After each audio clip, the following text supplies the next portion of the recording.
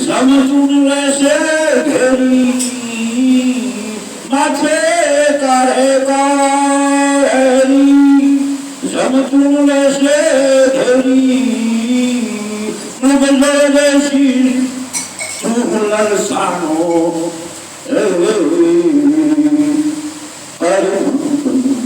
માથે તારે કાળી કાળી એટલે પણ